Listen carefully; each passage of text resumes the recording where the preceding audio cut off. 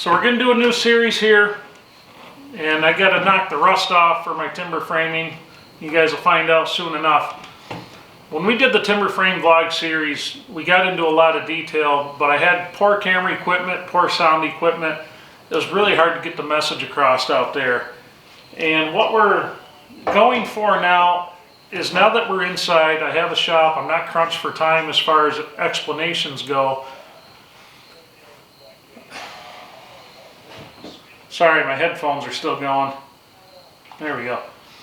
I'm not crunched for time as much. I can take the time and explain this properly. I can get better close-ups, better shots of the camera so you guys can see what I'm doing a lot better. The old iPhone left a lot to be desired. We got through with it. It did us well. But I'm going to show you guys how to cut this. So stay tuned, and I'll catch you on the other side of it. So something that we talked about ad nauseum throughout the timber framing build was reference faces and adjacent faces. So basically, if you're new to the channel or you're new to timber framing, I do square rule timber framing, and square rule timber framing pretty much makes it so you could take a timber that is not perfect and you can make it fit together perfectly, and you can also interchange the components if they're the same components. So braces can go pretty much anywhere in your frame if you're using the same brace layout method and the same brace measurements. So it's no different with mortise and tenons. So this is what we do. We take our framing square and we see which side is good. That side's really good. That side's off by 1/8 of an inch out of square right there. Actually, let's see if I can. Yeah, good 1/8 of an inch. So this guy right here is pretty much perfect. So what we're going to do, this top is going to be our reference face. And I'm going to put a black triangle on it. You put them in a couple of different spots. That way you know that this is the corner and the face of the timber that you're going to take all of your measurements off of. So, and then you put another triangle on the adjacent face, the face that's good and square to the reference face. You put that on there so that you know that that's your squarest side to that reference face. On this corner here, we're going to pull, everything's going to come off of this corner, which is known as the arris. If you've been with the channel for a while, you know that one inside and out. Now, I'm kind of rusty on this. It's been a couple years, but I need to get in practice again. It's another thing to remember that when you're going to design your mortise and your tenons, you have to design the tenon for the specific job that it's going to do. So what you need to know, is that tenon going to be in tension or is it going to be in compression? If that tenon is in tension, that tenon needs to be a little bit longer, because you have to have enough meat past the peg hole to where it's not going to tear out if things start to pull apart. That's why you see your tying joints in most timber frame buildings are usually pretty big. When you're looking at the tying joints in this barn, now remember our tie beams. Now tie beam is what connects one wall post to the other wall post in terms of the eaves. When you make that tying joint, it's going to have the highest point of tension pretty much in your timber frame, because your rafters on these buildings are always going to want to push out at the heels of the rafters and push out against your top plates. And they're going to keep trying through the lifespan of that building. They're going to try to push those walls out as much as they can between gravity, snow load, all that good stuff, just plain the weight of the roof. I'm a big fan of common rafters.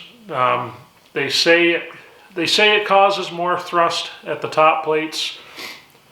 To me, I would rather have the lighter roof structure than the big timbers, because to me, my way of thinking, and everybody has different schools of thought on everything, but to my way of thinking, the common rafter style is going to make a much lighter roof than the big principal rafters and all the girts running in between. So anyway, let's get to laying this guy out. Generally what you do, you get the length of your tenon. Mine's going to be 4.5 inches. You always hold your tape measure off. I make my mark at 4.5. Bring the big L. So I know I'm going to come here. and then here. So I'm going to slide the big L up so I can see my lines.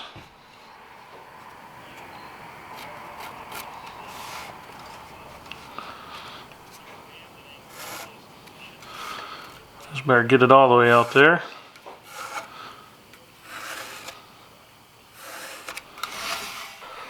So now we have our tenon laid out on our actual reference face. We want to carry the lines down. So I set my pencil. And you're carrying all your lines down from the reference side every time. That way, you know you've got it. So, the other thing we can do here, say we're going to do a reduction, and just for shits and giggles, of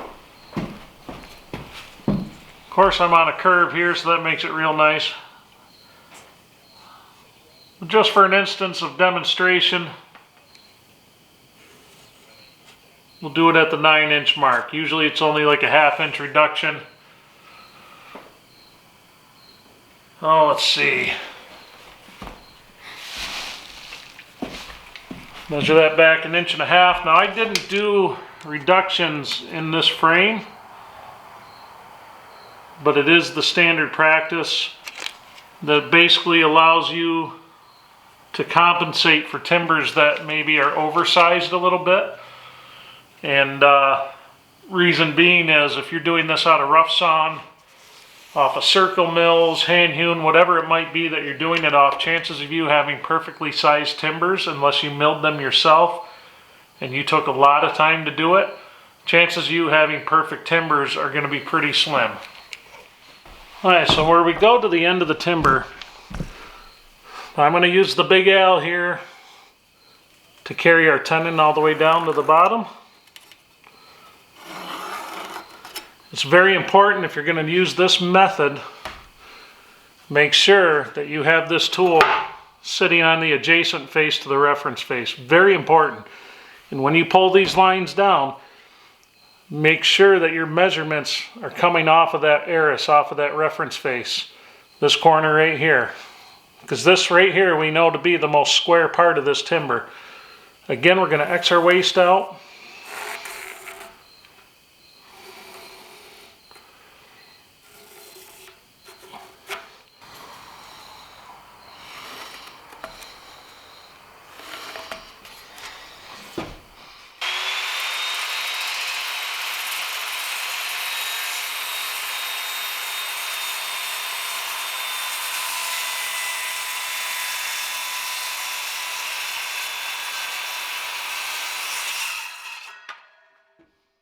Now, I'm not sure how well this is going to show up on the camera, but when I cut this, I cut it just shy of these lines.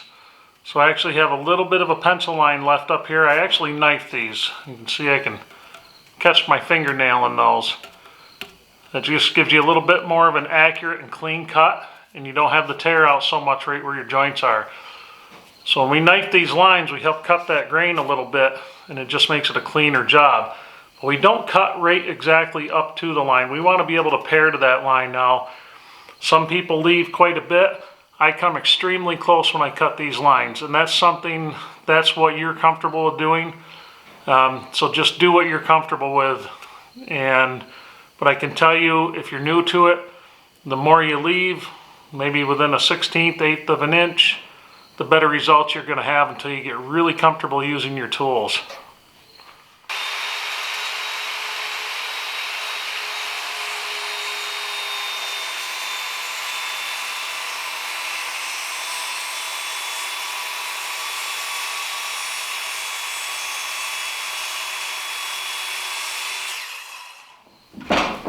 Now this piece is a little narrow for a drop cut, but we're going to try it anyway.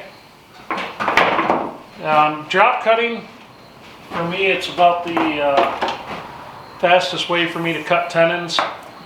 And when they're big tenons, I usually end up kerfing them out and doing the rest with a chisel. That takes a long time, which I don't mind things taking a long time, but This right here is much, much quicker. Now, if you're not comfortable with a drop cut, don't even attempt it. This can be dangerous if you're not used to it. And so, let's go. So I'm just going to follow the blade here as best I can.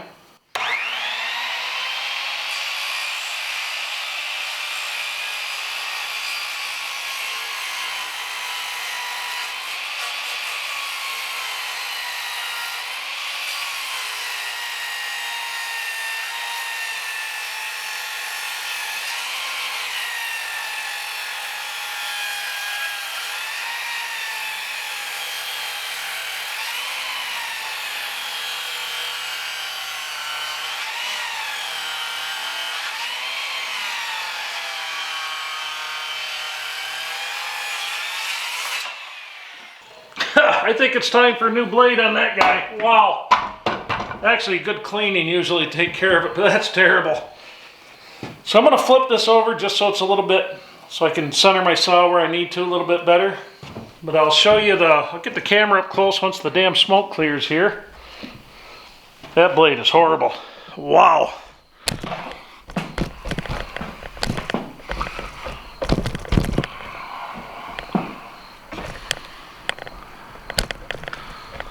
Let's zoom you in a little bit here so you can see what we have going on.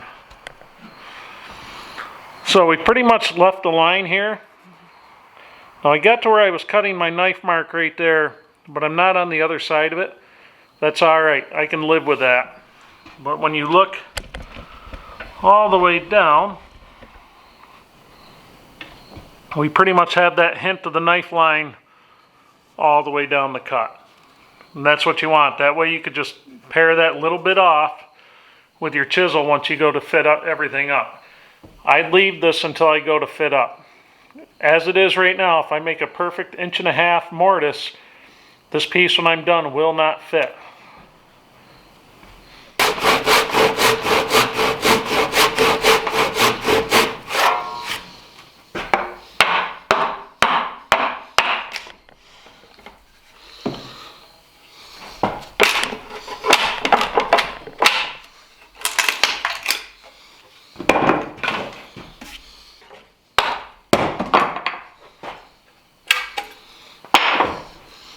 So now we have a roughed out tenon sitting here in front of us. Now what we've got to do, move you guys again.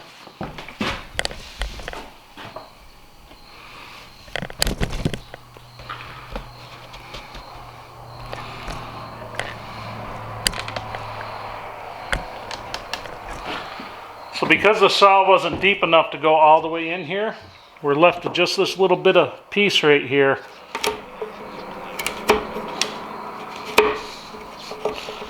That's actually pretty easy to get out of there.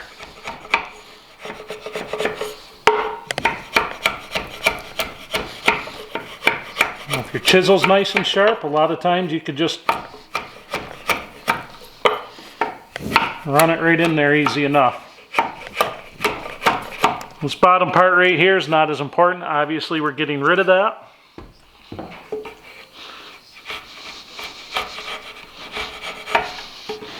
So another quick check you can do. This is an 1.5 framing chisel. I can already tell I've got to remove quite a bit here, but we'll do that with a slick.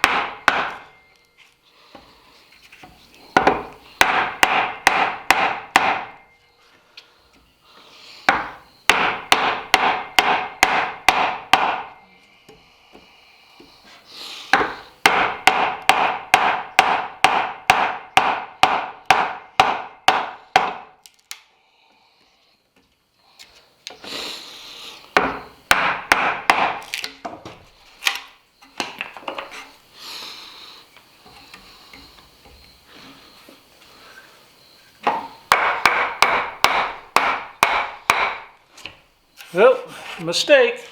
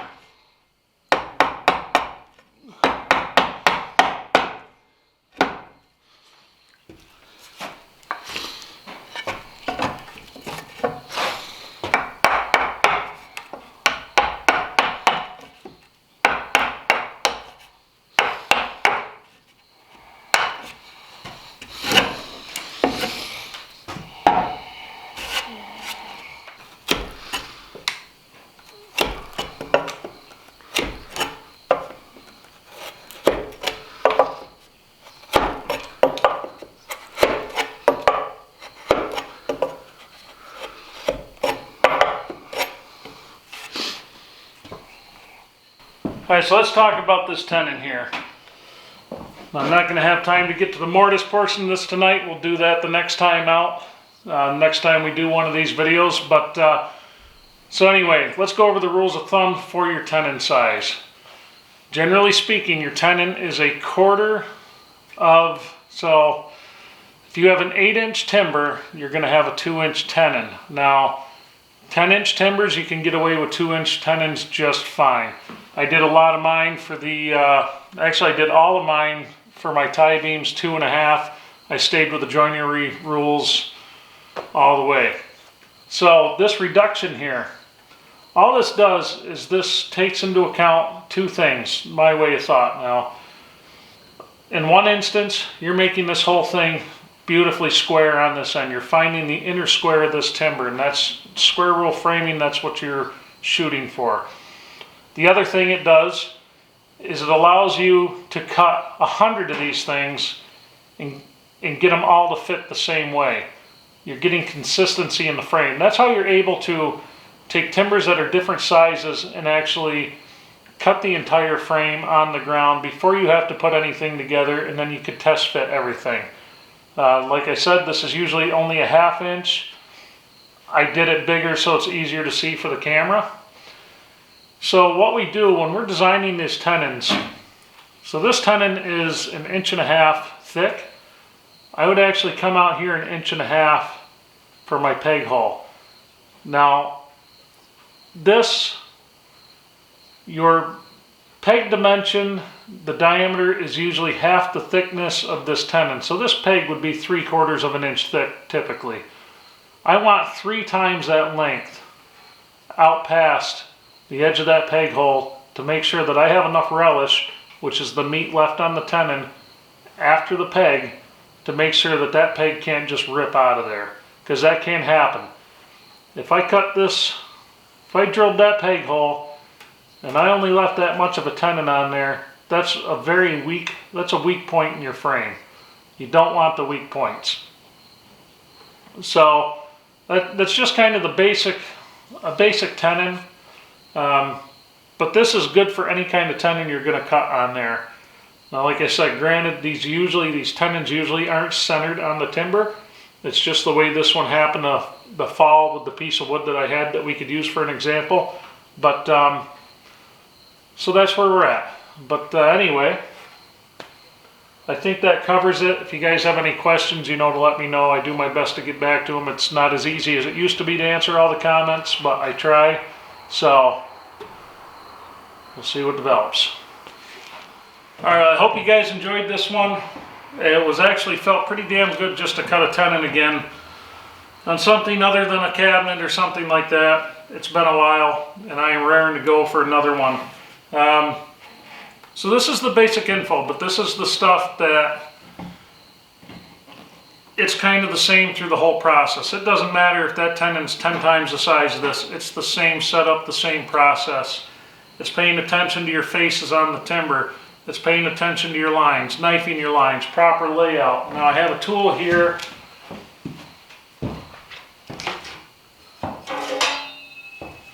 I have a tool here that makes this layout process quite simple, quite easy, and we're going to explain this in a lot more detail. I don't get anything out of this. This is not a paid endorsement or anything, but I will put an email address up to the gentleman who makes these. His name's Jim Rogers, and that way you guys can see for yourself what they're about. But we're going to be using this a lot in upcoming videos. This is a very, very handy tool, and it makes the layout simple, easy, and it takes human error out of quite a bit of it. But like I said, as I get better with it, I will explain its use in much higher detail as we go along here. But so we're going to try to cover the main basic joints. If you can cut a tenon, if you can cut a mortise, make them go together square properly, snug but not so tight you're splitting the wood that's going into them. And if you can lay out a brace, you can build a timber frame. That's your basic joints for a timber frame. We're going to get into the scarf joints, we'll get into all that. We'll try to get into the more of the layman's terms and the engineering side of it. But when we're done with this, I'm hoping any of you who are out there doing this, I've had a lot of new viewers now since the timber frame videos who have found a few of the old timber frame videos, but I'm getting a lot more questions popping in, so I think it's a good time now that we have the shop here that we can do this inside. Maybe it's a good time to start teaching some of this stuff again, because really that's what this channel was mostly about. And it's morphed as we've gone to blacksmithing and woodworking, things like that. But the meat and potatoes of this channel while I was building this frame was always the timber framing. If you are new here, feel free to check out the timber framing vlog or the Birth of a Wooden Barn series, which is kind of an overview, a 5 or 6 part overview of the entire project. That was 3 years worth of videos there, all rolled into 5 or 6. Gives you a pretty good idea of what we did here. The timber frame vlog has a lot of explanation. Titles are horrible, some of the camera work's terrible, some of the audio's terrible, but there was a lot of good information in there, and you guys could see the timbers as we were doing them. Most of you guys who are going to watch this video have already watched most of those to begin with. So anyway, thanks for watching, everybody. I hope you enjoyed it, and we'll see what we're doing on the next one.